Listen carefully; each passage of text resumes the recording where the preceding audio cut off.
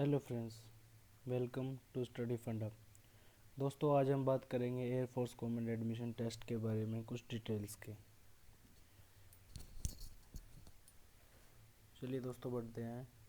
इस वीडियो में दोस्तों हम सीखेंगे कि एयरफोर्स कॉमन एडमिशन टेस्ट देकर आपको क्या पोजीशंस मिलती हैं और इंडियन एयरफोर्स में क्या क्या आपको प्रमोशंस मिलेंगी, आगे क्या क्या फैसिलिटीज़ प्रोवाइड होंगी, और इस एग्ज़ाम को क्रैक करने के बाद आपको कौन सी डेजिग्नेशन मिलेगी, क्या उसमें सैलरी पैकेज होंगे और कैसे आप इस एग्ज़ाम को क्लियर कर सकते हैं। ठीक है दोस्तों, चलिए बढ़ते हैं आगे।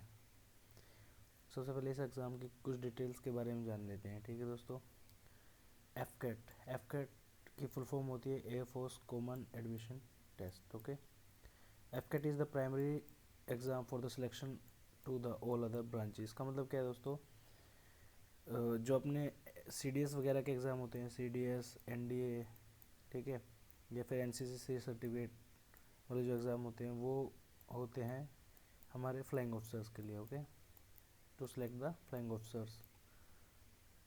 ओके, मतलब फ्लाइंग ऑफिसर तो सब होते हैं, फ्लाइंग ब्रांच के लिए अगली स्लाइड्स में मैं आपको बताऊंगा ब्रांचेज अलग अलग कौन सी है, लेकिन जो प्राइमरी एग्ज़ाम होता है वो एफकेट का होता है। ठीक है, वो आगे थोड़ा डिटेल में डिस्कस करेंगे।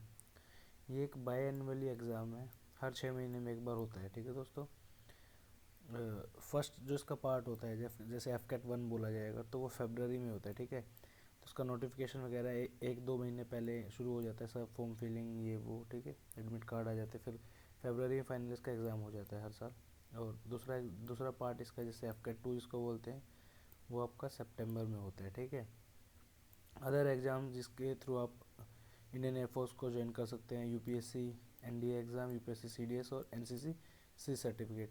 इनमें दोस्तों आपको फ्लाइंग ब्रांच में ज्वाइन करते हो जब आप UPSC NDA और UPSC CDS और ये NCC सर्टिफिकेट से जब आप जाते हो। ठीक है दोस्तों, आगे बढ़ते हैं।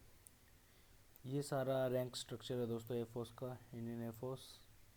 ओके, तो जब आप ये एग्ज़ाम क्लियर करते हो एफकेट का या फिर दूसरे जो एग्ज़ाम है NDA UPSC CDS वगैरह ये सब, तो आपको जो फर्स्ट पोजीशन होती है, ये वाला जो रैंक होता है फर्स्ट रैंक होता है इंडियन एयरफोर्स का। ठीक है, ओके, इसको बोलते हैं फ्लाइंग ऑफिसर। जैसे इंडियन आर्मी में लेफ्टिनेंट होता है वैसे ही एयरफोर्स में फ्लाइंग ऑफिसर होते हैं। ठीक है, ये शोल्डर्स पे जो आपके जैसे इंडियन आर्मी में स्टार्स लगते हैं, ऐसे ही इसमें शोल्डर्स पे पट्टियाँ लगती है और ये स्लीव्स की पट्टियाँ हैं। ठीक है, तो फ्लाइंग ऑफिसर, जब आप फ्लाइंग ऑफिसर ट्रेनिंग करके ज्वाइन कर लोगे आप, ठीक है, उसके 3 साल के पीरियड के बाद आपको फ्लाइट लेफ्टिनेंट बना दिया जाएगा। ठीक है, इंडियन आर्मी में 2 साल होता है, जो सेकंड पोजीशन होती है वो कैप्टन की होती है। ठीक है, इसमें फ्लाइट लेफ्टिनेंट बोलते हैं उस पोस्ट के लिए आपको 3 साल एज अ फ्लाइंग ऑफिसर काम करना पड़ेगा। ठीक है दोस्तों, उसके बाद 3 साल और आपको फ्लाइंग लेफ्टिनेंट में एज अ फ्लाइंग लेफ्टिनेंट काम करना पड़ेगा। मतलब आपको अगर फ्लाइंग ऑफिसर से स्क्वाड्रन लीडर बनना है, ठीक है, तो आपको 6 साल लगेंगे टोटल। ठीक है, स्क्वाड्रन लीडर इक्विवेलेंट रैंक है मेजर के, जो कि एक इंडियन आर्मी का रैंक होता है। ठीक है, स्क्वाड्रन लीडर के बाद फिर जैसे जैसे रैंक बढ़ते हैं आपकी रिस्पॉन्सिबिलिटीज़ बढ़ जाती हैं, आपको कोर्सेज वगैरह करने पड़ते हैं कई।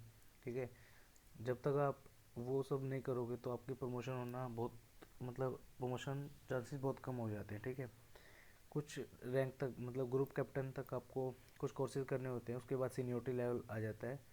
ये सब आपके पिछला रिकॉर्ड देख के आपको आगे इससे आगे मिलते हैं। ठीक है, यहाँ तक आपको टाइम बेस पे प्रमोशन मिलता है। ठीक है, स्क्वाड्रन लीडर से विंग कमांडर बनने में आपको 12 साल लगते हैं टोटल। ठीक है, मतलब सॉरी, फ्लाइंग ऑफिसर से विंग कमांडर बनने में फर्स्ट रैंक से ये सेकंड रैंक है, ये थर्ड रैंक है, ये फोर्थ रैंक है। ठीक है, विंग कमांडर जो होता है वो लेफ्टिनेंट कर्नल के इक्वल होता है इंडियन आर्मी के। ठीक है, तो इस रैंक से यहाँ पे पहुँचने के लिए आपको 16 साल का टाइम लगता है। ठीक है, इसके लिए आपको अलग अलग डिपार्टमेंटल एग्ज़ाम देने पड़ेंगे। एक एग्ज़ाम होता है, एग्ज़ाम C बोलते हैं उसे, वो थोड़ा ज़्यादा डिटेल में है। ठीक है, एग्ज़ाम C के नाम से है, ये आपको क्लियर करना है। और भी काफ़ी कोर्सेज होते हैं वो भी आपको करने पड़ते हैं साथ के साथ, तब आप विंग कमांडर बनते हैं। उसके बाद विंग कमांडर के बाद अगली प्रमोशन आपकी होती है ग्रुप कैप्टन में। तो फर्स्ट रैंक से ग्रुप कैप्टन तक बनने में आपको 25 ईयर्स लग जाते हैं, ठीक है दोस्तों। इसके बाद आगे सीनियोरिटी बेसिस पे मिलती हैं आपके करियर को देखकर, वो सब हम डिस्कस नहीं करेंगे, अभी तक के लिए इतना काफ़ी है, ठीक है।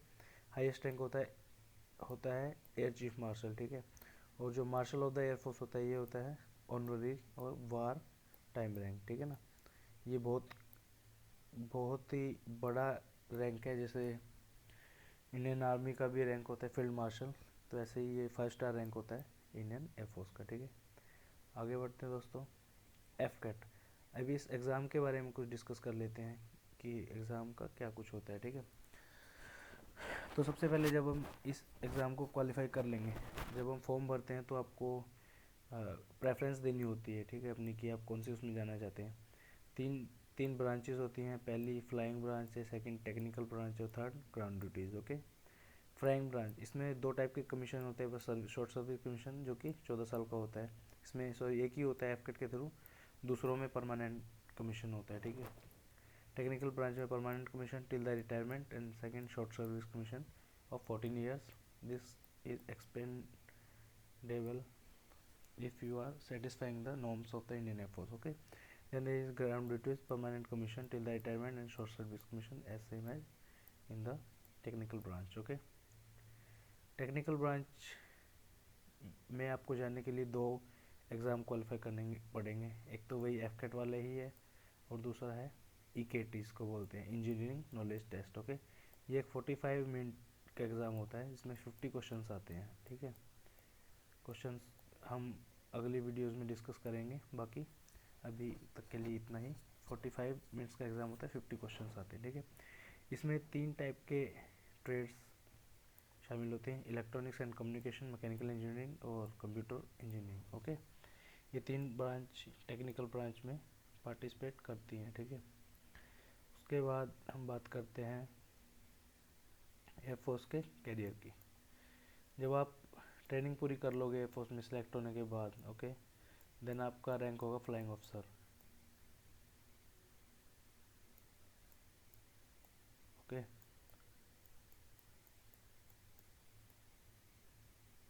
फ्लाइंग ऑफिसर, ठीक है। ठीक है दोस्तों, चलिए बात करते हैं clearing the FCAT. Clearing the FCAT helps you in being selected as a training in any one of the 3 major branches of the Indian Air Force depending upon the educational qualification and performance during the training period, okay, जो मैं आपको already बता चुका हूँ। Flying branch में आप fighters में जा सकते हो, ट्रांसपोर्ट और हेलीकॉप्टर सब स्ट्रीम्स होती हैं, इनमें जा सकते हो, ठीक है।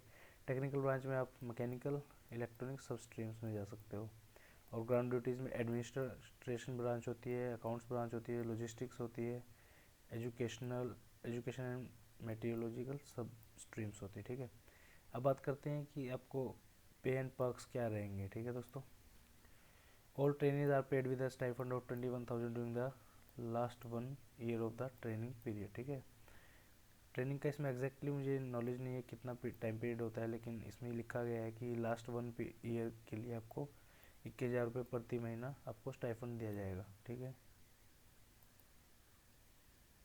The branch-wise approximate gross monthly salary, including transport allowance for the major city for the newly commissioned flying officer post completion of training. Training के बाद आपकी जो सैलरी होगी वो फ्लाइंग ऑफिसर तो सभी होते हैं, लेकिन अलग अलग ब्रांच में होते हैं। फ्लाइंग ब्रांच में आपको 80,000 पर मंथ की आपकी सैलरी होगी, क्योंकि इसमें फ्लाइंग अलाउंस जुड़ जाता है, ठीक है। टेक्निकल ब्रांच में 69,000 एंड ग्राउंड ड्यूटीज़ ब्रांच में 66,738 पर मंथ, ओके। अब आफ्टर 7th पे कमीशन मेरे हिसाब से ये काफ़ी इंक्रीज़ होंगी और फ्लाइंग ऑफिसर की अगर अच्छी जगह पोस्टेड है, हिली एरियाज़ में या हिली टेरेन में अगर पोस्टेड है तो 1 लाख सैलरी मिनिमम होगी, ओके, अराउंड 1 लाख, और इनकी भी 90-95 के आसपास, ठीक है। और काफ़ी फैसिलिटीज़ होती हैं, आगे देखते हैं क्या क्या मिलता है। The difference in the pay of the ground duty branch with respect to the other is because of an additional allowance of 13,500 per month for flying officer and ₹3,000 per month for the technical branch officer. इसका मतलब क्या है, flying वालों को अलग से 13,500 रुपये का अलाउंस मिलता है, फ्लाइंग अलाउंस जिसको बोलते हैं, और 3,000 रुपये अलाउंस मिलता है, टेक्निकल ब्रांच के ऑफिसर को टेक्निकल अलाउंस बोलते हैं, ठीक है। लाइफस्टाइल क्या होगी, ठीक है, मतलब आपकी लाइफ में क्या क्या चलेगा, क्या क्या बेनिफिट लाइफस्टाइल में चेंजेस आएंगे आपके, ठीक है। फर्निश्ड अकोमोडेशन, ऑफिसर्स के लिए काफ़ी अच्छी फैसिलिटीज़ प्रोवाइड की जाती हैं डिफेंस सेक्टर में, चाहे वो पैरामिलिट्रीज का हो या फिर आपका प्रॉपर इंडियन आर्मी, एयरफोर्स या नेवी हो, ठीक है। फर्निश्ड अकोमोडेशन मिलेगी आपको, पूरा एक बंगला मिलेगा, उसमें आपको वर्कर मिलेंगे आपको, मतलब जो आपके ही बटालियन से होंगे वो आपको मिलेंगे, ठीक है। लिव ट्रैवल कंसेशन, आपकी छुट्टियों पे कंसेशन मिलेगा आपको, ट्रैवल अगर आप करते हो तो, ठीक है। इसमें क्या होता है, 50% आपको एफोर्स पे करता है, like if you are travelling through aeroplane, okay, by air, then 50% will be paid by Indian Air Force and you have to pay 50%, okay। Leave including 60 days annual and 20 days casual, 80 days की leave मिलती है, 60 days की casual और 20 दिन की, sorry 60 days की annual और 20 days की कैजुअल, ठीक है।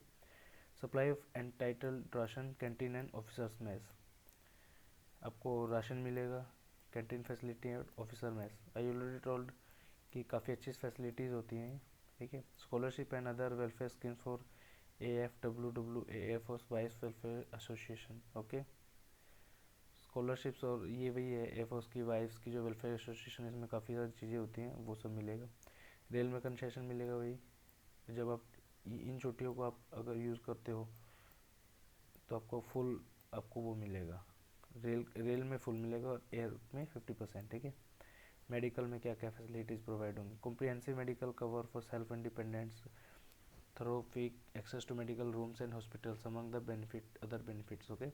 Insurance, additional insurance up to 60 lakh for pilots and 50 lakhs for others, cover सारे अवेलेबल अपॉन कॉन्ट्रीब्यूशन, आपको कुछ आपकी सैलरी से कुछ अमाउंट डिडक्ट होगी और आपको ये वाला इतना आपका इंश्योरेंस होगा, ठीक है। एजुकेशन में आपको क्या बेनिफिट मिलेंगे, school facility for your children, school की फैसिलिटी मिलेगी आपके बच्चों के लिए, स्पॉन्सरशिप टू एमटेक और for officer of technical branch from institute like IIT and BHU IIT, okay, BHU IIT, tie ups with IGNOU for long distance learning, study leave up to 12 month, extendable 28 month. इसका मतलब क्या है कि आपको अगर आपको आगे पढ़ना है तो आपको छुट्टी भी मिलेगी, और जो कि 24 मंथ से लेकर 28 मंथ तक की लीव आप ले सकते हैं विद फुल सैलरी, ओके। उसके बाद रिटायरमेंट के बाद आपको पेंशन मिलेगी, सबसे अच्छी बात, क्योंकि पैरामिलिट्रीज में तो पेंशन को बंद कर दिया गया 2004 के बाद, लेकिन डिफेंस में आपको इंडियन एयरफोर्स, आर्मी और नेवी में आपको पेंशन मिलेगी, जो कि बहुत अच्छी बात है। अगर आप 20 साल भी करते हो तो आपकी हाफ पेंशन होगी, जो कि बहुत अच्छी बात, आने वाले टाइम में पेंशन बहुत कम जगह रह गई है, ठीक है। Insurance, special plan for all air force pensioners who have retired pensionable year of service at minimal cost, okay। Medical, cashless treatment at the life ECHS ex servicemen contribute health scheme, polyclinic and the other insurance schemes, grant for commercial venture for personnel have had leave service due to medical reasons, okay। Placement cell है, post retirement के बाद आपको job वगैरह दिलवाने में help करता है, ठीक है। एलिजिबिलिटीज़ देख लेते हैं दोस्तों क्या क्या होती है। Eligibility conditions for the flying branch, okay. Exam देने से पहले जब आप फिल करोगे तो आपको पता तो होना चाहिए कि फ्लाइंग में क्या क्या चीज़ चाहिए होती है और उसमें क्या, ठीक है। एजुकेशनल क्वालिफिकेशन में क्या होगा, 60% आपका ओवरऑल पेपर में आने चाहिए, ओके, ग्रेजुएशन में थी, ग्रेजुएशन आपकी 3 साल की होनी चाहिए मिनिमम, ठीक है, with math and physics as a subject in 10+2, okay. मतलब क्या, ग्रेजुएशन आपने कोई भी की हो डजेंट मैटर, लेकिन आपने +2 नॉन मेडिकल से की होनी चाहिए, मैथ और फिजिक्स से, ओके। बीटेक की डिग्री अगर है तो बहुत अच्छी बात है, नो प्रॉब्लम, फ्लाइंग में भी जा सकते हैं अगर बीटेक की डिग्री और टेक्निकल दोनों में, ठीक है। डिपेंड करता है, टेक्निकल 3 ही ब्रांच है, मैं आपको अगले इसमें बताऊंगा। फिजिकल स्टैंडर्ड्स दिए गए हैं ऑन हाइट एंड वेट में, हाइट आपकी 162.5 मिनिमम होनी चाहिए और weight according to your height, okay. Leg length 99 centimetre minimum, maximum 120 centimetre for flying branch, for thigh length 64 and sitting height 81.5 minimum 96 point. ये सब इसलिए होता है क्योंकि जो आपके प्लेन्स होते हैं, ओके, आपके जो फाइटर जेट्स होते हैं, जो भी हैं, मतलब एयर एयरफोर्स के पास जो भी जैसे सुखोई M30 है या और कोई प्लेन है, उनके स्पेसिफिक एरियाज होते हैं, ठीक है। तो उनके हिसाब से ये डिसाइड किया गया। विजन क्राइटेरिया का क्या है? All candidates to be eligible for applying FCAT should not be suffer from the colour और नाइट ब्लाइंडनेस, ठीक है। किसी को भी अगर कलर या नाइट ब्लाइंडनेस है तो प्लीज़ फॉर्म ही ना भरें। Confirm to all of the following conditions, क्योंकि मेडिकल में आपको तुरंत मेडिकली आउट कर दिया जाएगा तो आपको बाद में हर्ट होगा। इससे अच्छा है कि आप किसी और एग्जाम के बारे में सोचिए, ठीक है। मिनिमम विजिबिलिटी 6/6 होनी चाहिए in 1y, 6/9 in other correctable to 6/6 only for hypermetropia, okay. Nil manifest myopia, ये सब पढ़ लेना यार, नोटिफिकेशन में आपको सब मिलेगा, ठीक है। मेन था एजुकेशनल क्वालिफिकेशन का, ठीक है। उसके बाद है टेक्निकल ब्रांच। टेक्निकल ब्रांच में क्या है, इसमें आपको टेक्निकल ब्रांच में आपकी स्कोर 60% मिनिमम होना चाहिए और सब पेपर में मिला के, ओके। 4 ईयर की डिग्री होनी चाहिए आपकी कम से कम। अगर आपने AMI कर रखी है तो आपका section A and section B clear होना चाहिए, ओके। एडिशनली क्या है, even after processing any of the above qualification you will only be eligible to apply for a specific stream if you have studied at least 8 of the following subjects। Mechanical के लिए भाई इनमें से 8 subjects का पढ़ा होना ज़रूरी है, ठीक है। ये आप देख लेना, नोटिफिकेशन में आपको मिल जाएगा, ठीक है। इलेक्ट्रॉनिक्स का भी दिया गया है, इनमें से भी 8 सब्जेक्ट, 18 में से 8 सब्जेक्ट पढ़े होने चाहिए, जो कि नॉर्मली होते हैं सब जिसने बीटेक की होती है, ठीक है। फिजिकल स्टैंडर्ड क्या है टेक्निकल ब्रांच के? 157.5 मिनिमम, और वुमेन्स इसमें जा सकती है 152 सेंटीमीटर्स, ठीक है। हाइट के अकॉर्डिंग वही वेट होना चाहिए, ठीक है। Ground duties, candidate must possess either of a graduation degree, minimum 3 years course with 60% aggregate marks of the whole paper together, और post graduation degree equivalent diploma with 50% marks all over paper put together, okay.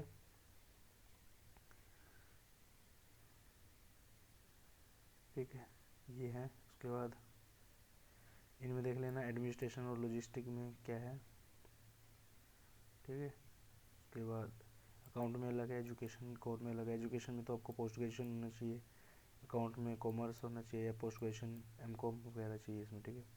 Physical standard almost same है दोनों के, उसके sorry, ठीक है दोस्तों, इस video में इतना हो गया है। अगली वीडियो में हम आपको डिटेल में बताया गया है, अगली वीडियो में हम डिटेल में बताएंगे कि कैसे कैसे आपको तैयारी करनी है, क्या क्या बुक लिस्ट होंगी, ठीक है। और इसमें आगे कौन कौन से सेक्शंस हैं, एग्ज़ाम की डिटेल्स, और इस एग्ज़ाम को बच्चे क्यों नहीं पास कर पाते, क्या दिक्कत रहती हैं, सब हम अगली वीडियोस में लेके आ रहे हैं, ठीक है। तो बने रहिए आप हमारे साथ। अगर आपको ये वीडियो पसंद आई हो तो प्लीज़ हमारे चैनल को सब्सक्राइब कीजिए, इस वीडियो को लाइक कीजिए, शेयर कीजिए अपने दोस्तों के साथ। और अगर आपका इस वीडियो से रिलेटेड कोई क्वेश्चन या कोई सुझाव या कोई सजेशन है तो प्लीज़ आप कमेंट बॉक्स में लिखिए, मैं आपका जवाब देने के लिए हमेशा तैयार रहता हूँ। Thank you so much watching this video, have a awesome